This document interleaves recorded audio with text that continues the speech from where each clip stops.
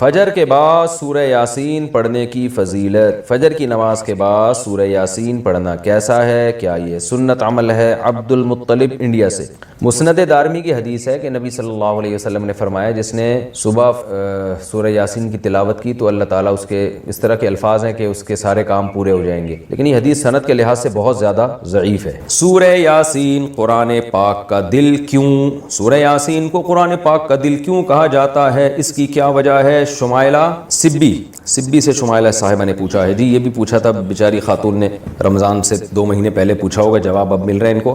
جی سورہ یاسین کو قرآن پاک کا دل کہا گیا ہے جس حدیث میں، ترمذی کی حدیث ہے، امام ترمذی نے اس حدیث میں لکھا ہے کہ یہ حدیث غریب ہے، لیکن دیگر جو محققین ہیں انہوں نے اس حدیث کو بالکل ضعیف قرار دیا ہے، اور بعض نے تو بالکل موضوع قرار دیا۔ تو موضوع قرار دینے والی بات تو تھوڑی مبالغہ لگتی ہے، لیکن ضعیف بہرحال یہ حدیث ہے جس میں آتا ہے کہ سورہ یاسین قرآن کا دل ہے، اور ضعیف بھی بہت زیادہ ضعیف حدیث ہے۔ تو اب جب کوئی کسی چیز کی فضیلت میں ضعیف حدیث ہوگی تو پھر اس میں علماء کی 2 رائے ہیں۔ بعض علماء کہتے ہیں کہ اس سے کوئی شرعی مسئلہ تو ثابت ہو نہیں رہا، لہذا اس حدیث کو بیان کرنے میں کوئی حرج نہیں ہے، فضائل میں ضعیف حدیث بیان کی جا سکتی ہے۔ اور بعض علماء کا موقف ہے کہ نہیں بھائی، فضائل کے باب میں بھی احتیاط کرتے ہیں کہ جی حدیث صحیح ہی ہونی چاہیے۔ تو اس میں ہمارے ہاں نا غلو بہت ہے۔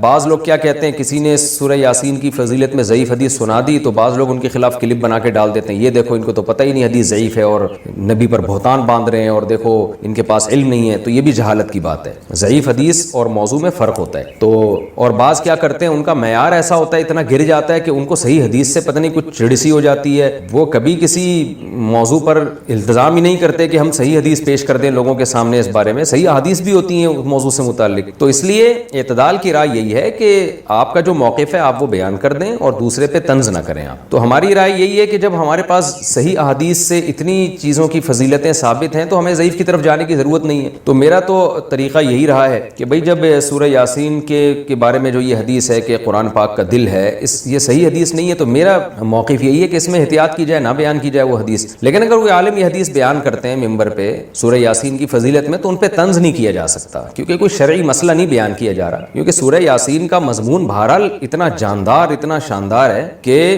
اس ضعیف روایت کی تائید اس سے بہرحال ہوتی ہے کہ اس کے مضمون کو جب آپ دیکھتے ہیں تو لگتا ہے کہ یہ واقعی قرآن پاک کا دل ہے۔ اولم یر الانسان انا خلقناہ من نطفۃ فاذا هو خصیم مبین۔ نبی کے پاس ایک شخص جو ہے نا قبر کی بوسیدہ ہڈی لے کر آیا اور کہنے لگا اس میں جان کون ڈالے گا؟ سورہ یاسین میں اللہ نے آخری رکوع نازل کیا کہ یہ انسان جو آپ کے پاس ہڈی لے کر آیا ہے یہ دیکھتا نہیں ہے ہم نے اس کو منی کے قطرے سے بنایا، اور آج یہ ہم پہ اعتراض کر رہا ہے کہ اس بوسیدہ ہڈی میں کون جان ڈالے گا؟ قل یحییھا الذی انشأھا اول مرہ۔ آپ اسے کہتے ہیں وہی جس نے اس ہڈی کو پہلی دفعہ بنایا نا، اسی ہڈی سے پوچھ، یہ بتائے گی جس نے مجھے پہلی دفعہ بنایا ہے وہ مجھے دوبارہ بھی بنا سکتا ہے۔ تو ایسے جاندار مضامین ہیں سورہ یاسین کے، تو اس لحاظ سے اس کو دل کہہ دینے میں کوئی حرج نہیں ہے، لیکن بہرحال اس بارے میں جو روایت ہے وہ کافی ضعیف روایت ہے۔ تو ہمارا طرز یہ ہے کہ جو صحیح احادیث ہیں، جیسے عبداللہ ابن عباس رضی اللہ عنہ سے ایک اثر منقول ہے سورہ یاسین کی فضیلت میں، صبح و شام پڑھنا چاہیے سورہ یاسین کو، تو ایسے صحیح روایات کا اگر ہم التزام کریں تو یہ زیادہ بہتر ہے۔ پھر کبھی انشاءاللہ میں سورہ یاسین کی کوئی فضیلت اگر صحیح احادیث میں وارد ہوئی ہے تو اس پہ الگ سے انشاءاللہ میں کلپ ریکارڈ کروا دوں گا۔ عام طور پر جو صورتوں کے الگ الگ فضائل کے بارے میں جو احادیث ہیں نا وہ ضعیف ہی ہوتی ہیں عام طور پر۔ صورتوں کے الگ الگ جو فضائل ہوتے ہیں نا، فلاں صورت کی یہ فضیلت، فلاں صورت کی، عام طور پر قاعدہ کلیہ نہیں ہے۔ بعض صورتوں کی فضیلت پر جیسے سورہ اخلاص کے بارے میں آتا ہے 3 دفعہ سورہ اخلاص پڑھنا 1/3 قرآن کے برابر ہے، تو یہ تو صحیح حدیث سے ثابت ہے۔ لیکن عام طور پر جو صورتوں کی الگ الگ فضیلت کے فلاں ٹائم پہ پڑھنے میں یہ، فلاں ٹائم پہ پڑھنے میں، تو عموماً اس بارے میں روایات اکثر ضعیف ہوتی ہیں۔ فجر کے بعد کون سے کام کریں؟ فجر کے بعد ایک مسلمان کی کیا روٹین ہونی چاہیے، اس پر روشنی ڈالیں۔ ابو حنین کراچی سے۔ دیکھیں حدیث سے تو یہ بات ثابت ہے کہ فجر کے بعد کا وقت ذکر اللہ کا وقت ہے۔ آپ صلی اللہ علیہ وسلم نے ارشاد فرمایا کہ جو شخص فجر کی نماز کے بعد اسی جگہ جہاں نماز پڑھی ہے بیٹھے بیٹھے اللہ کا ذکر کرتا ہے یہاں تک کہ جب سورج ایک نیزہ بلند ہو جاتا ہے، اشراق کا وقت داخل ہوتا ہے، 2 رکعت پڑھتا ہے، تو اللہ اس کو ایک حج عمرے کا ثواب عطا فرماتے ہیں۔ تو بہت سارے اسلاف اسی پر عمل کرتے تھے کہ فجر کی نماز کے بعد اللہ کا ذکر کیا کرتے تھے۔ یہاں تک فقہا نے لکھا ہے کہ فجر کی نماز کے بعد تلاوت کرنے سے بہتر ہے ذکر کرنا۔ تو اگر کوئی اس طرح تسبیحات نہ کر سکے تو پھر تلاوت کر لے، کیونکہ بہرحال تلاوت بھی ایک طرح کا اللہ کا ذکر ہی ہے۔ تو یہ وقت جو ہے نا ذکر اذکار کا وقت ہے، سب سے بہتر ہے ذکر کرے، وہ نہیں تو پھر تلاوت کرے۔ تو لیکن واجب کچھ بھی نہیں ہے اس میں، تو اگر آپ فجر سے پہلے کر لیں ذکر، فجر سے پہلے کر لیں تلاوت تو بھی جائز ہے۔ تو شریعت میں آپ کو اس کا اختیار دیا ہے، لیکن فجر کے بعد سونا فوراً یہ بہرحال شریعت میں ناجائز حرام نہ بھی ہو لیکن ناپسندیدہ ہے۔ بہت سارے اسلاف سے اس کی کراہت منقول ہے. تو اگر کوئی مجبور ہو تو ایک الگ بات ہے, جیسے کسی کو رات کو نیند ہی نہ آئی ہو اور اس نے صبح 8 بجے کہیں جانا ہے, اب وہ اگر فجر کے بعد نہیں سوئے گا تو وہ آگے نیند پوری نہیں ہوگی, مسائل کھڑے ہوں گے, تو وہ الگ بات ہے, وہ سو جائے. لیکن نارملی فجر کے بعد سونے کا معمول بنا لینا یا بلا ضرورت یہ کام کرنا شریعت میں پسندیدہ نہیں ہے. بہت سارے اسلاف نے اس کو ناپسند کیا ہے, کیونکہ مبارک وقت ہے, اللہ اللہ کرنے کا وقت ہے. کچھ نہیں آپ کرتے, ایکسرسائز کر لیں اس وقت, صبح واک کر لیں جا کے, اچھی ہوا ہے, تازہ ہوا ملے گی آپ کو, جاگنگ کر لیں اس وقت جا کے, پورا دن آپ کا اچھا گزرے گا. تو یہ اس قسم کی ایکٹیویٹیز کرنی چاہیے. اور دوسری بات, نبی صلی اللہ علیہ وسلم نے فرمایا بورک لامتی فی بکورہا, اللہ تعالیٰ نے میری امت کے کاموں میں برکت رکھی ہے صبح کے وقتوں میں. تو جتنے بھی کام جو صبح کے وقت میں کیے جائیں اس میں اللہ نے برکت بہت رکھی. تو اس میں ایکسرسائز بھی کی جا سکتی ہے, اس میں پڑھا بھی جا سکتا ہے, کاروبار بھی کیا جا سکتا ہے. لوگ کہتے ہیں ہم اس وقت کاروبار کیسے کریں, دکانیں بند ہوتی ہیں. تو بھائی کاروبار کی پلاننگ کر رہے ہیں اس وقت بیٹھ کے آپ, ٹھیک ہے, دکان نہ کھولیں, کوئی ہے ہی نہیں کسٹمر. آپ کراچی میں تو آپ صبح اگر بیٹھیں گے دکان کھول کے بندہ بھی نہیں ملے گا.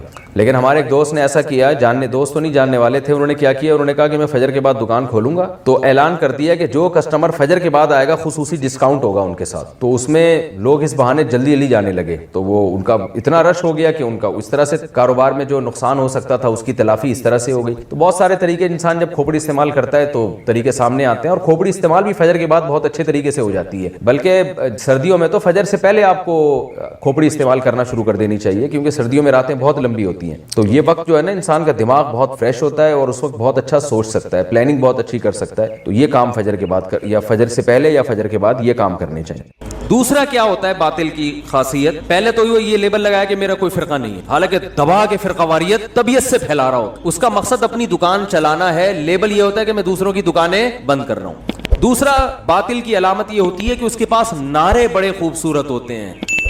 دیکھو جب آپ رشتہ لینے کے لیے جاتے ہیں, رشتے کی مثال ایک دم فوراً لوگوں کی سمجھ میں آ جاتی ہے. یہ اس لیے میں مثالیں دیتا ہوں, مقصد یہ نہیں ہوتا کہ آپ ابھی جمعے کے بیان کے بعد رشتہ لینے چلے جائیں کہیں, ٹھیک ہے نا. یہ ایک مثال دیتا ہوں. اگر آپ مالدار ہیں پہلے سے تو لڑکی والوں کو بھرم میں لانے کی ضرورت بولو نہیں, ٹھیک ہے نا. ممکن ہے آپ سادہ ڈریس پہن کے چلے جاؤ, آپ کو پتا ہے یار جس کے پاس پیسہ ہوتا ہے اس کو زیادہ شو بازی کی ضرورت نہیں ہوتی. جب لڑکی کے ابا آئیں گے میری شاپ پہ ملاقات کے لیے, پتہ چل جائے گا, تو سادہ ڈریس پہنو گے آپ, سیدھا سادہ جو نارمل ہوتا ہے. ایسا نہ ہو کہ چھچورے لگو وہاں جا کے, بھائی یہ کیا کسی سے ادھار لے کر آیا, کیا کیا ہے, یہ شامیانہ پہن کے آ گیا کسی کا, کیا کر رہا ہے بھائی تو. جاؤ گے آپ تمیز سے بات کرو گے, آپ کو پتا ہے یار مجھے شو بازی کی ضرورت نہیں, میرے پاس ہے گاڑی, دیکھ کے خود ہی اندازہ ہو جائے گا ان کو جو باہر کھڑی ہوئی. بعض دفعہ تو اپنی گاڑی نہیں ہوتی, آدمی ٹیکسی میں چلا جاتا ہے کہ یار یہ ثبوت پیش کرنا کہ میرے پاس گاڑی ہے, میرے پاس گھر ہے, یہ میرے لیے مشکل کام نہیں ہے. اس کے لیے اگر ابھی انہوں نے بلایا اپنی گاڑی نہیں ہے تو چلو یار کسی بھی دوست کی گاڑی پکڑ کے پہنچ جاؤ. اس کو ضرورت نہیں ہے اس لیے کہ وہ حقیقت میں پیسے والا ہے. لیکن غریب آدمی رشتہ لینے کے لیے جائے مالدار گھر میں, اور ایسے دھوکے بہت ہوتے ہیں, میرے پاس تو بہت آ چکے ہیں کہ دکھایا کیا تھا, اتنی دولت, نکلا کچھ بھی نہیں. تو اس کو بھرم بازیوں کی ضرورت ہوتی. ایسا ایک واقعہ میں پہلے بھی سنا چکا ہوں. ہمارے ایک دوست تھے, ان کی بیچاروں کا رشتہ ہی نہیں ہو رہا تھا, تو وہ ان کی ایک اسٹیٹ ایجنسی میں کسی کے پاس جاب کیا کرتے تھے, ملازم تھے, اپنا ذاتی آفس نہیں تھا ان کا. تو ایک رشتہ آیا ان کے پاس, وہ بیچارے احساس کمتری میں چلے گئے تھے نا, وہ نہیں سنتے بیان, وہ پتہ نہیں ان کا تو شاید انتقال ہو گیا, اللہ تعالیٰ مغفرت فرمائے,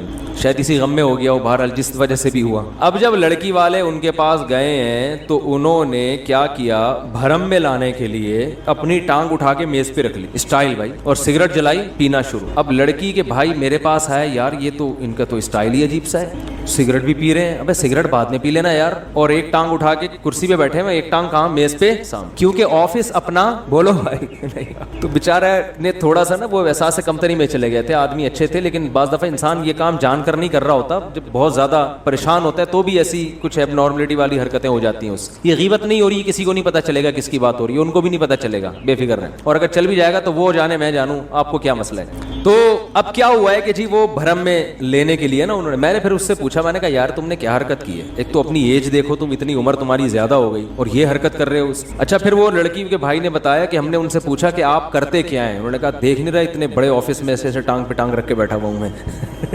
ابھی بھی کیا بتانے کی ضرورت, بزنس ہے بھائی, اچھا کھاتے ہیں, اچھا پیتے ہیں.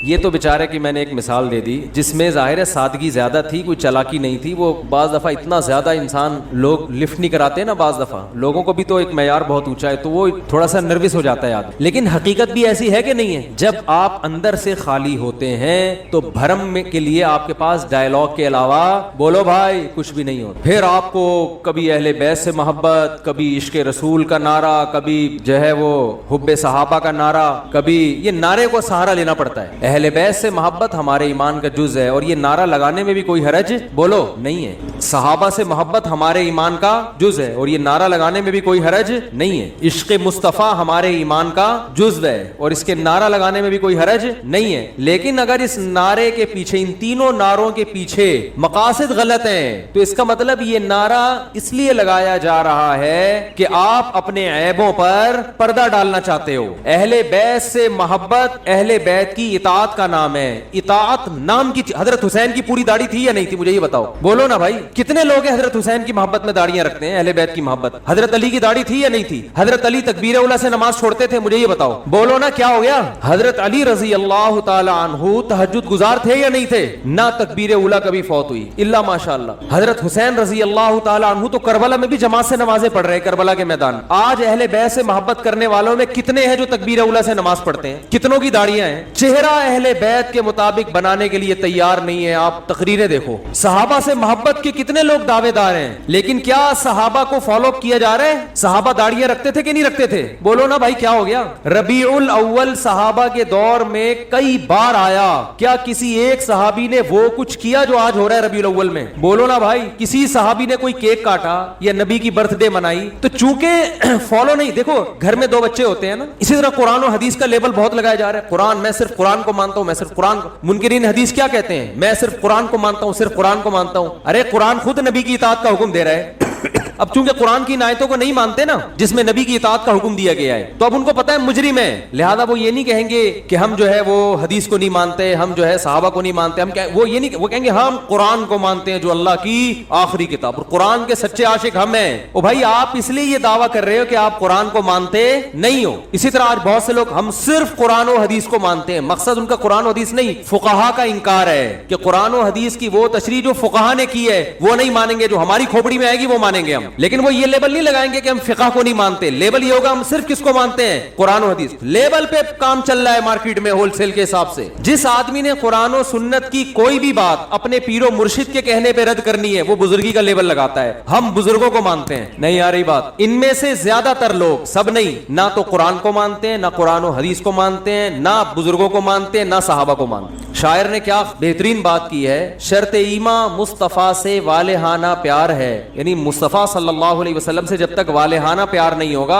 ईमान की शर्त मुकम्मल नहीं होगी। लेकिन अगले मिसरे में उन्होंने कहा प्यार लेकिन पैरवी है, पैरवी दुश्वार है। प्यार नाम दावों का नहीं है, प्यार नाम किसका है? पैरवी का, फॉलो करना।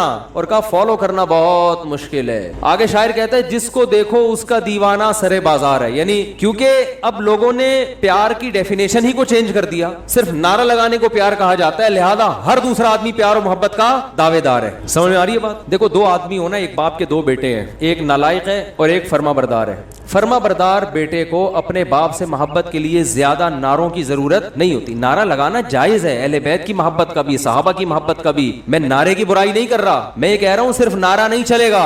बाज दफा वो लोग ज्यादा नारा लगाते हैं जो अहले बैत को या सहाबा को या नबी को फॉलो नहीं कर रहे होते, वो ज्यादा बड़े बड़े नारे लगा रहे होते हैं। तो देखो एक बाप के दो बेटे, एक फर्माबरदार एक नालायक, जब पेड़े खाने का टाइम आएगा ना तो नालायक ज्यादा चीख चीख के बोलेगा कि मेरे अब्बा बहुत अच्छे, मैं अब्बा का बेटा हूं। या विरासत लेने का जब टाइम आएगा, ऐसा होता है कि नहीं होता? विरासत लेने के लिए नालायक बेटा सबसे आगे लाइन में लगा हुआ होता है, नादरा के वो दिखा रहा होता है बेफॉर्म में, ये मेरे अब्बा हैं। तो भाई ये जिंदगी में भी तो आपके अब्बा थे, चलो जिंदगी में खिदमत नहीं की, अब आप अपने अब्बा के लिए क्या कोई कुआं वक्फ करना चाहते हो विरासत लेके, ये क्या करना चाहते हो? तो आज नारों पर मदार है, नारों पर। जो ज्यादा नारे नहीं लगाता, देखो जो मैयत पे फूट फूट के रो रहा होता है, लोग कहते हैं इसको बड़ी मोहब्बत थी, हालांकि कमबख्त ने अब्बा की बीमारी में एक धेला भी खर्च नहीं किया होता, बाज दफा, सब नहीं, बल्कि मारने वाला रो رو رہا ہوتا ہے سب سے زیادہ. تو جس نے قتل کیا ہوتا ہے نا جنازے میں سب سے زیادہ, آپ نے دیکھا نہیں ہے کیا؟ ارے ایسے بہت سے واقعات ہیں, جس نے قتل کیا سب سے زیادہ جنازے میں وہی رو رہا ہو, تاکہ کسی کو شبہ ہی نہ ہو. اور اسی سے شبہ ہوتا ہے بھائی اتنا کیوں رو رہا ہے, حالانکہ اس کے کچھ لگتے بھی نہیں ہے, اتنا کیوں رو رہا ہے, اس سے شبہ ہوتا ہے. بہت سے لوگوں پہ شبہ ہوا ہے, آپ کو پتہ ہی ہوگا کس کس کی بات ہو رہی ہے. بہت سے لوگ ایسے ہیں جو اتنا روئے ہیں مارنے کے بعد کہ شروع میں تو ہمیں لگا کہ واقعی غم ہوا ہے, پھر ہمیں اندازہ ہوا بھائی یہ مسئلہ اتنا تو آدمی اپنے باپ کے جنازے میں نہیں رو رہا ہوتا ہے یار. تو یہ ایک طریقہ ہے کہ اپنے جرم کو مٹانے کے لیے. تو میں ربیع الاول کے حوالے سے بات کرتا ہوں میرے بھائی. جیسے یہود و نصارہ میں بہت سے لوگوں نے اپنے جو علماء تھے, انہوں نے جو مذہبی رہنما تھے, مقتدا تھے, تحریف ہمیشہ انہوں نے کی ہے. تحریف غیر نہیں کرتا, اپنے کرتے ہیں, اندر کے لوگ کرتے ہیں. گھر میں لڑائی اندر کے لوگوں سے ہوتی ہے نا, باہر والا تو گھر میں گھستا ہی نہیں, اس کو کیا پتا کیا ہو رہا ہے ان کے گھر میں. تو میں اب ربیع الاول کے حوالے سے کچھ باتیں آپ کی خدمت میں پیش کروں, اور میں ان پہ اپنے جو بھی قرآن و سنت کے دلائل ہیں وہ آپ کے سامنے رکھوں گا. کسی کی سمجھ میں آ جائیں ٹھیک ہے, نہیں آئے تو بھائی قیامت میں وہ خود اللہ کے سامنے جواب دے. آپ کہہ دیتے نا اللہ ہمارے پاس ان کے مفتی صاحب کے دلائل تھے, ان کے جوابات تھے, یہ جوابات ہیں, یہ پیش خدمت ہیں. اللہ مان لے تو ٹھیک ہے, نہیں مانے تو میرے بھائی یا تو میرے چترول لگیں گے یا آپ کے لگیں گے, دونوں میں سے ایک. یا تو میں غلط بول رہا ہوں یا آپ اگر ان دلائل کو نہیں مان رہے تو آپ غلط. سمجھ میں آ رہی ہے بات؟ تو اپنے مذہبی رہنماؤں کو مت دیکھو. دیکھو ہم جو کہتے ہیں نا کہ قرآن و سنت سمجھو علماء سے, تو آپ کہتے ہیں ایک طرف آپ کہتے ہیں خود نہ سمجھو علماء سے سمجھو. جب لوگ مولویوں کی پیروی کر رہے ہیں علماء کی, تو آپ کہہ رہے ہیں خود سمجھو. تو قرآن میں دو قسم کے مسائل ہیں. جو فقہی حکام ہے نا, باریکیوں میں جاؤ گے وہ تو آپ کو علماء سے سیکھنے پڑیں گے نا, لیکن جو بیسک عقائد کی باتیں ہیں جن کا غیر مسلموں سے بھی تعلق ہے, اسلام کی بنیادیں ہیں, یہ چیزیں تو ڈائریکٹ قرآن و حدیث آپ کو بتائیں گے. فقہی حکام میں جب باریکیوں میں آپ جائیں گے تو پھر اس میں علماء کا اختلاف ہوتا ہے, اس میں بہت لمبی لمبی بحثیں ہوتی ہیں. اس میں قرآن نے ہمیں علماء کو فالو کرنے کا حکم دیا ہے. وہ ابھی چونکہ ٹاپک نہیں ہے لہذا میں ان آیتوں کی طرف نہیں آتا. تو قرآن ہی میں کچھ مقامات پر حکم دیا ہے کہ خود نہیں, کس کو فالو کرنا ہے, علماء کو. کچھ آیتیں ایسی ہیں جن میں آپ نے خود سمجھنا ہے, وہ بہت آسان ہے, ان کا مفہوم بہت آسان ہے, وہ علماء پہ نہیں ڈالی گئی ہیں, بلکہ علماء کو ان پہ پرکھا جائے گا کہ یہ اس کے مطابق ہے یا نہیں. اب دیکھو کوئی عالم نماز کا انکار کر دے کہ 5 نہیں اسلام میں 4 نمازیں ہیں, اب آپ نے عالم کو تھوڑی فالو کرنا ہے, بلکہ آپ نے قرآن و سنت کے سانچے میں اس عالم کو ڈھالنا ہے کہ یہ خود اس سانچے میں پورا نہیں اترتا, کیونکہ 5 نمازیں تو امت کا اجماعی عقیدہ ہے. اب میں آپ سے ایک سوال پوچھتا ہوں, مجھے ایک بات بتاؤ میرے بھائی, ربیع الاول اگر 12 ربیع الاول عید کا دن ہے تو یہ سیلیبریٹ کرنے کا دن ہوا ہے بھائی؟ بولو نا بھائی, جیسے کہ لوگ کرتے ہیں, مبارکبادیں دیتے ہیں. ہم یہ دیکھتے ہیں پہلی دلیل, صحابہ کرام میں ایک موضوع من گھڑت روایت بھی نہیں ملتی کہ 12 ربیع الاول یا نبی کی پیدائش کے دن کو کسی صحابی نے سیلیبریٹ کیا ہو. آپ کہہ سکتے ہیں کہ 14 اگست کو بھی تو ہم سیلیبریٹ کرتے ہیں. یاد رکھو 14 اگست کا مذہب سے براہ راست تعلق بولو نہیں ہے, اس کا مذہب سے تعلق نہیں ہے, جبکہ نبی کا دن منانے کا تعلق کس سے ہے؟ مذہب سے. اس کے لیے مذہب سے ثبوت چاہیے. اور بھائی آپ ہر سال 1 جنوری کو اپنی بیگم کے ساتھ ٹور پہ نکلتے ہو, گھومتے ہو, کھاتے ہو, پیتے ہو, آپ کہتے ہو یار ہماری شادی ہوئی تھی تو بیگم آج وہ دن دوبارہ آ گیا قسمت سے, چلو تھوڑا سا انجوائے کرتے ہیں. لوگ سالگرہ مناتے ہیں نا بیگم کے ساتھ, اس کو بدعت تھوڑی کہا جائے گا. وہ بھائی اس کا مذہب سے کیا تعلق ہے؟ وہ آپ کی نجی زندگی, آپ 1 جنوری کو مناؤ, 10 کو مناؤ, 5 کو مناؤ, 6 کو مناؤ, نہیں مناؤ, آپ کا دل چاہ رہا ہے کہ مناؤ تو مناؤ, نہیں دل چاہ رہا تو طلاق ڈے مناؤ, آپ ہمیں کیا ہے, ٹھیک ہے نا, جو مرضی ڈے مناؤ, آپ کی نجی زندگی ہے. دن منانے پر گورنمنٹ کی طرف سے بھی کوئی پابندی نہیں, اللہ کی طرف سے بھی کوئی پابندی نہیں. برتھ ڈے کے مخالفت اس لیے کرتے ہیں کہ ہے یہ حماقت, کہ آپ کی زندگی میں 1 سال کم ہو گیا, آپ خوشی منا رہے ہو, حماقت کا فتویٰ لگا رہے ہیں, بدعت کا فتویٰ نہیں لگاتے برتھ ڈے پر. ارے بعض کام بذات خود صحیح ہوتے ہیں, لیکن وہ جس جذبے سے کیے جا رہے ہوتے ہیں وہ جذبہ کا تکی نہیں بنتا نا وہاں پہ, اس لیے کہا جاتا ہے غلط رسم ہے. تو برتھ ڈے تو بالکل ہی کامن سینس کے خلاف ہے.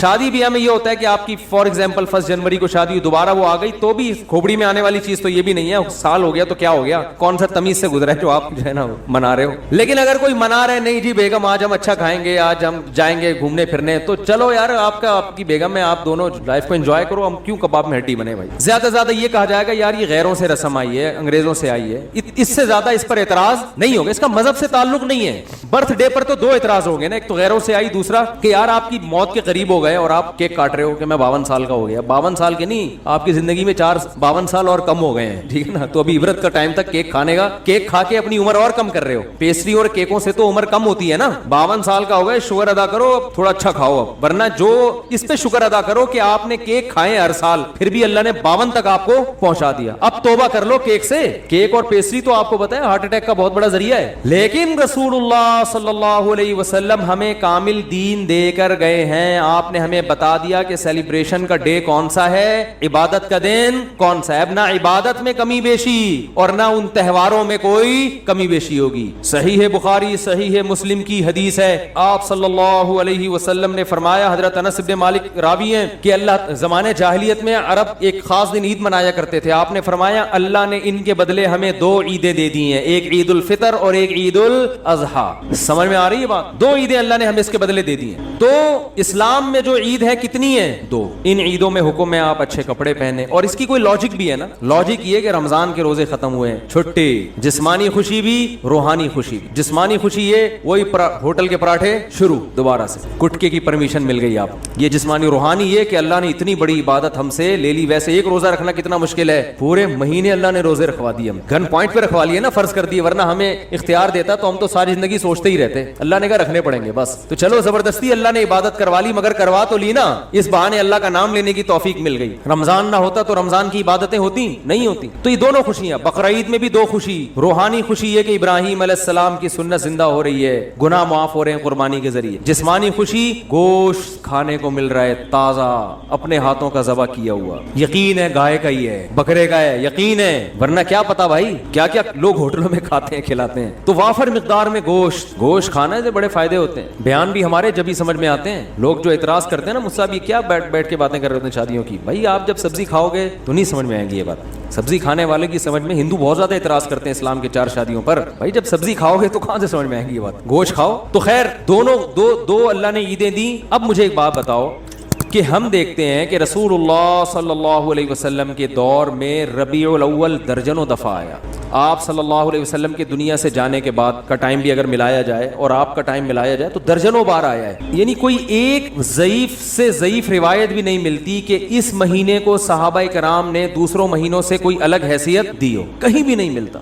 حتیٰ کہ رسول اللہ صلی اللہ علیہ وسلم کی جو تاریخ ولادت ہے وہ بھی 12 بنتی نہیں ہے کسی حساب سے. فلکیات کی روح سے اگر آپ کیلکولیشن کریں نا بیٹھ کے, تو نہ تاریخ وفات 12 ربیع الاول بنتی ہے اور نہ تاریخ ولادت. دیکھو اسلامی تہوار جو ہوتے ہیں نا, بلکہ دنیا میں کسی بھی مذہب کے جو تہوار ہوتے ہیں ان کی ڈیٹ میں کسی کا اختلاف نہیں ہوتا, کیونکہ وہ ایسی چیزیں جو تمام اہل مذاہب کو جوڑ دیتی ہے. جیسے ہندو جو ہولی مناتے ہیں, جہاں بھی دنیا میں ہندو پایا جائے گا ایک ہی دن پہ منائے گا وہ ہولی. عیسائی کرسمس مناتے ہیں پوری دنیا کے کس دن؟ 25 کو. تہواروں میں اختلاف کسی مذہب میں نہیں ہوتا. مسلمان عید الفطر مناتے ہیں 1 شوال کو. کسی بھی مسلک کا مسلمان ہوگا شوال کی پہلی تاریخ, کیا دیوبندی, کیا بریلوی, کیا اہل حدیث, کیا شیعہ, کیا سنی, کیا حتیٰ کہ جو یعنی جن کی صرف اسلام کی طرف اپنی نسبت کرتے ہیں وہ لوگ, چاہے اسلام سے ان کا تعلق ہو نہ ہو, عید تہوار 1 شوال. وہ الگ بات ہے 1 شوال میں فرق آتا ہے کہ ہمارے یہاں 1 شوال ایک دن پہلے تو وہاں ایک دن بعد, لیکن ہے 1 شوال. اور بقرعید 10 ذی الحج,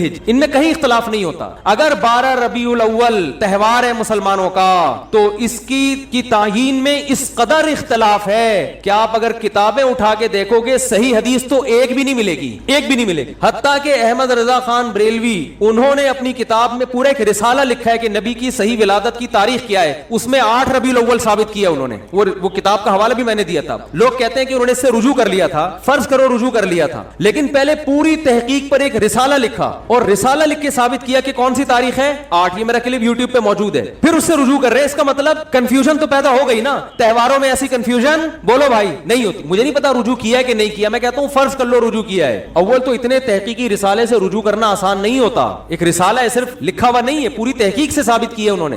تو تہواروں میں اختلافات بولو بھائی نہیں ہوتے. اب میں نمبر وار بتاتا ہوں آپ کو جلدی کہ کون کون سے دلائل ہیں جس سے پتا چلتا ہے کہ 12 ربیع الاول کوئی خوشی کا تہوار منانے کا دن نہیں ہے. نمبر وار دلائل. نمبر 1, صحابہ کرام میں ہمیں کوئی ضعیف روایت بھی نہیں ملتی کہ 12 ربیع الاول تو دور کی بات, پورے ربیع الاول میں کوئی انہوں نے الگ سے اس مہینے کو اہمیت دی ہو. اسلام میں 4 مہینے محترم ہیں, ان میں ربیع الاول کا نام نہیں آتا. سمجھ میں آ رہی ہے بات؟ اشہر حرم ہے نا, 4 مہینے محترم, ان میں ربیع الاول بولو بھائی نہیں ہے. حالانکہ نبی صلی اللہ علیہ وسلم اگر اس مہینے کو الگ سے اہمیت دیتے تو آپ صلی اللہ علیہ وسلم ان 4 محترم مہینوں میں جن میں قتال ناجائز تھا ان میں ربیع الاول کو سب سے پہلے رکھتے آپ. یہ دوسری دلیل مستقل ہو گئی ہے کہ اسلام میں جب 4 مہینوں کو محترم قرار دیا گیا تو اس میں ربیع الاول کا بولو نا نہیں. تو پہلی دلیل, نبی صلی اللہ علیہ وسلم نے اپنے دور میں کبھی بھی نہیں منایا, کوئی ایک ضعیف حدیث بھی نہیں ملتی. لوگ کہتے ہیں پیر کا روزہ رکھا ہے, میں اس طرف آ رہا ہوں ابھی. نمبر 2, صحابہ کرام نے خلفائے راشدین मुजाहिदीन के दौर में कोई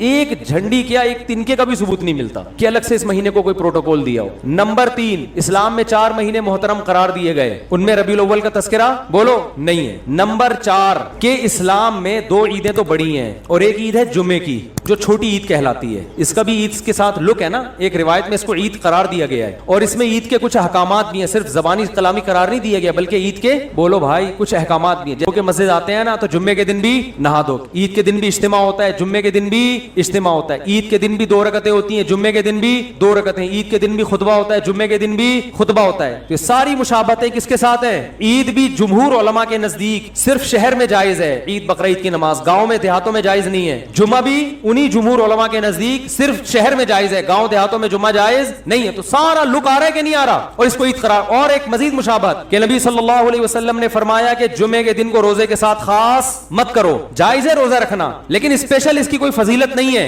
पहले से रखता आ रहा है कोई कंटिन्यू तो ठीक है। अलग से ये कहना कि आज जुम्मे का दिन है बड़ा दिन है तो मैं रोजा रखूंगा, ये ठीक नहीं है। क्यों? ईद के दिन रोजा नहीं होता ना, तो अब बड़ी ईद तो नहीं है लिहाजा रोजे को मकरूह करार दिया गया। अब मुझे एक बात बताओ, सबसे पहले जो कौम आई वो यहूदी थे ना, उनके लिए जो बड़ा दिन था गोया मजाजी ईद था, वो हफ्ते का दिन था या नहीं? आज भी यहूदी हफ्ता मनाते हैं, उनकी मजाजी ईद कौन सी थी? हफ्ता। उसके बाद आए ईसाई, ईसाइयों के लिए कौन सा दिन हुआ? इतवार। उसके बाद आए मुसलमान, तो कौन सा होना चाहिए था? पीर। पीर का दिन नबी की विलादत का दिन भी है, इस बात के ज्यादा लायक था कि यह बड़ा दिन बना दिया जाता, और इस बात के लिए भी कि वो हफ्ता इतवार फिर हम उसके बाद पीर, लेकिन रिवर्स गियर लगा दिया इस्लाम। ना ना ना ना ना, पीर का दिन नहीं बनेगा तुम्हारे लिए, बहुत मुश्किल है बात समझाना, बहुत मुश्किल। मामू को समझाना बोलो भाई, मामू बनाना आसान है, मामू को समझाना मुश्किल। तो इस्लाम ने पीर के दिन को प्रोटोकॉल हालांकि बनता भी था और कयास का तकाजा भी था कि वो उनका जुम्मा है, उनका हफ्ता है, उनका इतवार है तो हमारा पीर होना चाहिए, रिवर्स। वरना बिदतियों को मौका मिल जाता कि इस्लाम में बड़ा दिन इसलिए है पीर, इसलिए कि इसमें नबी की विलादत, वो सेलिब्रेट करते, इसको मनाते, और उन्हीं बेइतदालियों का शिकार होते जिसके यहूद और नसारा शिकार हुए हैं, क्योंकि वो देख लिया था इस्लाम ने कि वो यौम विलादत पे क्या करते हैं। ये फलसफा खत्म कर दिया इस्लाम ने। कितने दलाइल हो गए हैं? 3 हो गए, 4 हो गए, जितने भी हो गए बाद में लिख लेना इसको, हमें आम खाने से मतलब है पेड़ गिनने से। बाज लोग कहते हैं रसूलुल्लाह सल्लल्लाहु अलैहि वसल्लम ने भी अपना यौम विलादत मनाया है और आप सल्लल्लाहु अलैहि वसल्लम पीर और जुमेरात का रोजा रखते थे। किसी ने पूछा आप पीर का रोजा क्यों रखते हैं? आपने फरमाया मेरा यौम विलादत है। पहली बात ये कि इससे तो पीर का दिन मनाना साबित हुआ, 12 रबीउल अव्वल का रोजा तो फिर भी साबित नहीं होता ना, 12 तारीख को तो आपने कहीं भी नहीं मिलता, बल्कि इसी हदीस से अगर आप दलील पकड़ते हैं तो इसी हदीस से तो साबित होता है कि फिर पीर को मनाओ, 12 रबीउल अव्वल को फिर भी मनाना साबित नहीं होता, कहीं भी नहीं है कि 12 तारीख को नबी ने रोजा रखा हो। दूसरी बात कि पीर को आप सल्लल्लाहु अलैहि वसल्लम ने रोजा रखा तो इसमें आपने इसके त्यौहार होने की और नफी कर दी है, क्योंकि रोजा और त्यौहार जमा नहीं होते। रोजा रख के आपने बता दिया कि इस दिन को सेलिब्रेट करने का के तस्वुर को मैं जड़ से खत्म कर रहा हूं। ईद उल फितर के दिन रोजा होता है, देखो पीर का दिन इस बात के भी इम्कान था कि त्यौहार भी हो सकता है और नहीं भी हो सकता, हमें दूसरे दलाइल से पता चला कि यह त्यौहार नहीं है, लेकिन नबी सल्लल्लाहु अलैहि वसल्लम ने उन दलाइल पर मोहर लगा दी, रोजा रख क्या कर दिया भाई? मोहर लगा दी कि इसमें सेलिब्रेशन का जो तस्वुर है ना वो खुरच के खत्म कर दिया जाए। किसी भी दिन को रोजा रख के मनाया नहीं जा सकता। खुशियां हमेशा खा पी के मनाई जाती हैं, भूखा रह के नहीं मनाई जाती। खाने पीने के दिन होते हैं खुशी के दिन। मैं इसकी बहुत सी मिसालें देता हूं। आपका बेटा पास हो गया अच्छे नंबरों से, इत्तेफाक से, कराची में है तो जाहिर है फर्रों से पास हुआ होगा, लेकिन इससे गरज नहीं, पास हो गया, अच्छे नंबर आ गए। लोग कहते हैं बहुत खुशी हुई जी आपका बेटा पास हो गया, कुछ मिठाई तो होनी चाहिए। आप कहते हैं ठीक है, खुशी में कल सुबह का नाश्ता गोल, ना आपने सुबह का नाश्ता करना है ना मैंने, भूखा रह के सेलिब्रेट करेंगे, खुशी मनाएंगे। कभी ऐसा देखा आपने? क्या हो गया भाई? आप कह सकते हैं शुक्राने में तो लोग रोजे रखते हैं, तो शुक्राने में रोजा रखना वो तो एक इबादत है ना, हम तो सेलिब्रेशन की बात कर रहे हैं। शुक्राने में रोजा इसलिए कि अपने आप को थकाया जाता है, तो वो तो एक इबादत है ना रोजा, उसमें तो अपने आप को थकाएंगे आप। खुशी मनाना में खाना पीना के बगैर खुशी नहीं मनाई जाती। खुशी में खाना पीना लाजमी उनसर है। दुनिया के हर मजहब में, दुनिया में कोई ऐसा मजहब नहीं है जो खुशी भूखा रह के मनाता हो। देखो नबी सल्लल्लाहु अलैहि वसल्लम ने फरमाया लिस्साइमी फरहतान, रोजेदार के लिए 2 खुशियां हैं, फरहतें हैं, एक जब जन्नत में अजर मिलेगा और एक जब इफ्तारी के लिए बैठता है वो। तो रोजेदार को भी खुशी रोजा रख के नहीं होती,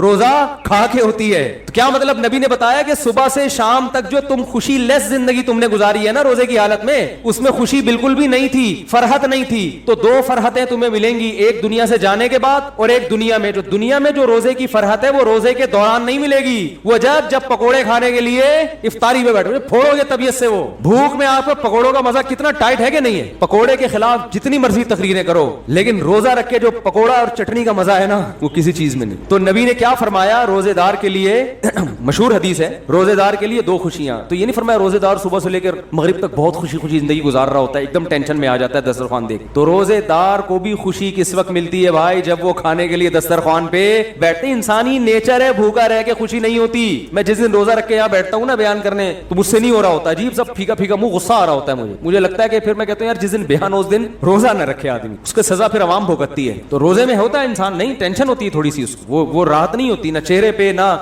खुशी होती है, तो टेंशन है ना, तभी तो इबादत है। तो आपकी जनाब शादी हुई, लोग कह रहे हैं माशाल्लाह माशाल्लाह भाई मुबारक हो, कुछ तो हो जाए, तो आप खुशी में वलीमा खिलाते हो, क्योंकि नबी ने भी क्या किया था? खाना खिलाया। तो रोजा रख के निकाह को सेलिब्रेट नहीं किया। आपने ये नहीं कहा कि आज मेरा निकाह हुआ है तो मेरा भी कल रोजा और तमाम सहाबा का कल रोजा, ऐसा नहीं। सहाबा अर्ज करते या रसूल अल्लाह आपका निकाह हुआ है, रोजे तो हम रखते हैं, लेकिन ये तो रोजे का मौका नहीं है, तो खुशी का मौका है, इसमें तो खाना खिलाना है। यहां तक कि नबी ने सफर में निकाह किया तो सफर में आपके पास वलीमे के असबाब नहीं थे, तो आपने सहाबा से फरमाया, रुखसती हुई, अगले दिन आपने सहाबा से फरमाया कि जिसके पास कोई खाने की अच्छी चीज है दस्तरखान पे ले आओ, सब मिलके खाएंगे। तो अपने खर्चे पे भी खिलाना जरूरी नहीं है वलीमे में, अगर नहीं है भाई अभी सफर में है कोई बात नहीं यार, थोड़ा सा अल्लाह गुल्ला हो जाएगा, आओ सब बैठ के एक दस्तरखान पे खाते हैं, इसका अपना मजा है ना। तो नबी ने हमेशा खुशी मनाई है खाना खा के, रोजा रख के खुशी नहीं दुनिया के किसी मजहब में नहीं मनाई जाती। तो पीर के दिन आप सल्लल्लाहु अलैहि वसल्लम ने रोजा रख के अपने यौमे विलादत में सेलिब्रेशन के और सेलिब्रेट करने के कॉन्सेप्ट को हमेशा के लिए जड़ से खत्म कर दिया। अब जो नबी का सच्चा आशिक होगा वो रबीउल अव्वल को खुशियां नहीं मनाएगा, बहुत ज्यादा कुछ करेगा तो रोजा रख लेगा। हम तो कहते हैं इसके लिए भी सबूत चाहिए रोजा रखने के लिए भी, लेकिन अगर आप कोई कयास करके इधर उधर से निकालते भी हो तो ज्यादा ज्यादा रोजा मिल जाएगा। देखो खुश होना अलग चीज है, खुशी मनाना अलग चीज है। रबीउल अव्वल में खुश होने पर पाबंदी नहीं है। अगर कोई इस लिहाज से रबीउल अव्वल का महीना सोच के खुश होता है कि इसमें नबी की विलादत हुई थी, इसको मुनासबत है, तो खुश होने पर गवर्नमेंट की तरफ से भी कोई पाबंदी नहीं और अल्लाह की तरफ से भी कोई पाबंदी नहीं है। खुशी तो किसी भी बात पे हो सकती है ना, रबीउल अव्वल से मोहब्बत भी हो सकती है कि यार इस महीने में नबी पैदा हुए तो मुझे इसमें मोहब्बत है, कोई पाबंदी नहीं, बल्कि ऐन नबी से मोहब्बत का तकाजा है, उस मोहब्बत को मनाना। बात आ रही है समझ में? मनाना अलग चीज है, खुश होने पर आप हो खुश, कोई मसला नहीं। हमारे हज़रत फरमाते जब भी रबीउल अव्वल का महीना आता है मेरे दिल में एक अजीब सी एक मोहब्बत पैदा होती है इस महीने से। और उलमा ये मिजाज है यार नबी से, भाई नबी की तरफ जो चीज भी मंसूब होगी उससे मोहब्बत होगी कि नहीं होगी? यकीनन होगी। हम जाते हैं मदीना मुनव्वरा, रसूलुल्लाह सल्लल्लाहु अलैहि वसल्लम का हुजरा यहाँ था मदीना में, देख के खुशी होती है ना, एक मोहब्बत के जज्बात उभरते हैं, यार नबी की निस्बत है, यहाँ हुजरा था अम्मी आयशा का, यहाँ ये अम्मी आयशा का हुजरा, ये नबी सल्लल्लाहु अलैहि वसल्लम के बैठने की जगह, ये इमामत की जगह, देख के एक ईमान ताजा होता है। लेकिन करना कुछ नहीं है वहां, क्योंकि कुछ करने के लिए सबूत की जरूरत है, वहां करना कुछ नहीं है, जियारत करके खुश होना है, अल्लाह से दुआ मांगनी है कि अल्लाह हमें नबी से और मोहब्बत नसीब फरमा, करना कुछ नहीं है। करना जहां जहां जो कुछ है वो नबी ने बोलो भाई बता दिया कि यहाँ ये करना है, यहाँ ये करना है। तवाफ की जगह कहाँ है, एतकाफ की जगह कहाँ है, सफा मरवा की सही कहाँ होगी, रमी कहाँ होगी, कुर्बानी कहाँ होगी, ये सब चीजें नबी ने बता दी हैं। अब आपको कब मिना में कुर्बानी होती है ना, आप जोश में आए कि यार मुझे तो नबी के जगह से इतनी मोहब्बत, जहां आपका हुजरा था मुझे, मैं फरते मोहब्बत में दीवाना हो गया, मैं कुर्बानी वहां करूंगा नबी की याद। कोई कर सकता है? सऊदी गवर्नमेंट पकड़ के फौरन जेल में डाल देगी। ओ भाई कुर्बानी नबी ने भी कहां की है? मिना में की है, दम भी मिना में देना पड़ेगा, हरम में, हुदूद हरम में। तो हर चीज की लोकेशन, जगह, जहां क्या क्या करना है वो नबी ने बता दिया हमें। अखफल तरीके से नहीं चलने की इजाजत आपको। एक थोड़ी सी दलील और रह गई, ये टॉपिक बहुत अहम है ना, इसको मुकम्मल होने दे मेरा ख्याल।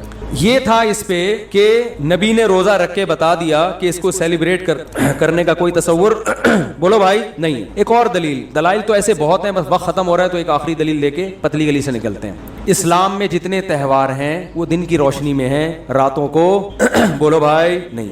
रात को त्योहार मनाना ये यहूद व नसारा का कल्चर है। रात को इस्लाम ने त्योहार नहीं रखे। शबे बारात भी इस्लाम में इसी वजह से नहीं है। जो 15 शाबान है ना उसकी रात में इबादत है, त्योहार नहीं है, समझ रहे हो? रातें इबादत के लिए, त्योहारों के लिए नहीं है, सोने के लिए और इबादत के लिए। ईसाई क्रिसमस कब मनाते हैं? रात। हिंदू दिन में होली मनाते हैं, मगर उनकी जो रसूमात का बहुत ज्यादा हिस्सा रात के वक्त भी अदा होता है। رات کو اسلام نے تہوار اس لیے نہیں رکھے کہ رات میں انسان کی توجہ گناہوں کی طرف جانے کا خطرہ زیادہ ہوتا، اور شاعر اسلام دن کی روشنی میں ادا کیے جاتے ہیں، شاعر اسلام، کیونکہ وہ اسلام کی ایک معرفت کا ذریعہ ہے۔ تو اس زمانے میں تو لوگ راتوں کو سو جایا کرتے تھے نا، جبکہ ربیع الاول دن میں زیادہ منایا جاتا ہے یا رات میں؟ رات، کیونکہ چراغاں کرنا ہے اور چراغاں دن میں ہوتا ہی نہیں۔ تو اسلام میں جتنے تہوار ہیں کب ہیں؟ دن کی روشنی میں۔ تو پتہ چلا اسلام کے تہواروں میں چراغاں ہے ہی نہیں، صحیح ہے نا، کیونکہ دن میں تو لائٹیں نظر نہیں آئیں گی۔ اب مجبور ہیں رات کو ربیع الاول منانے پر، کیونکہ چراغاں کب ہوتا ہے؟ رات، اور رات کو اسلام میں تہوار، ارے بول لو نا، نہیں ہوتا۔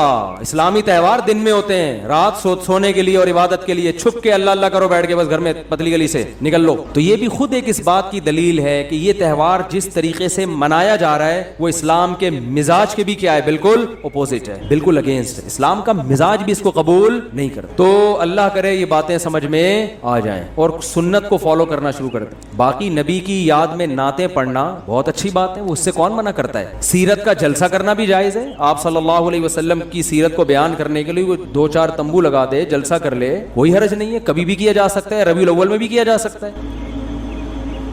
سیرت پر بیان کرنے میں بھی کوئی پابندی، بلکہ عین عبادت ہے سیرت پر بیان کرنا، کسی بھی مہینے میں ہو سکتی ہے، ربیع الاول میں بھی ہو سکتی ہے۔ بات یہ ہو رہی ہے کہ جو کچھ آج کل بدماشیاں ہو رہی ہیں، جو کچھ ہو رہی ہے، ایک شور شرابہ بھونپو لے کے لوگوں کے کا سکون برباد کر دینا، پھر جو جلسوں میں اتنی آوازوں کے ساتھ کان بج رہے ہوتے ہیں لوگوں کے، اور پھر جو روڈ بلاک کیے جاتے ہیں، بڑے بڑے جلوس نکالے جاتے ہیں، یہاں سے جلوس نکل کے یہاں ختم ہوگا، بھائی یہ تو آپ وہی کام کر رہے ہو جو شیعہ حضرات کرتے ہیں۔ شیعہ کا مسئلہ کہ ان کو کرنے دو بھائی، ان کے ہاں دلائل کچھ اور ہیں، وہ کسی اور چیز کو فوکس کرتے ہیں، ہمارے ہاں اصول کی کتابیں کچھ اور ہیں، تو آپ اپنی کتابوں پہ چلو نا، ان کی کتابوں پہ کیوں چل رہے ہو؟ مفتی رفیع عثمانی صاحب نے فرمایا تھا نا، اپنے مسلک کو چھوڑو نہیں، دوسرے کو چھیڑو، وہ جو کر رہے کرنے دو ان کو، وہ ان پہ سوٹ کرتا ہے۔ آپ اہل سنت والجماعت ہو، سنت کا مطلب حدیث، جماعت کا مطلب صحابہ، تو یا تو حدیث دکھاؤ یا صحابہ کا عمل دکھاؤ۔ اہل سنت والجماعت کا مطلب سنت، اور دیکھو قرآن کو تو سب مانتے ہیں نا، کچھ لوگ سنت کو نہیں مانتے اور کچھ سنت کو مانتے ہیں مگر صحابہ کو نہیں مانتے، تو اس لیے یہ لقب اہل حق کو دیا گیا، جو جنتی فرقہ ہوگا وہ اہل سنت والجماعت ہوگا، یعنی وہ حدیث کو بھی مانتا ہے اور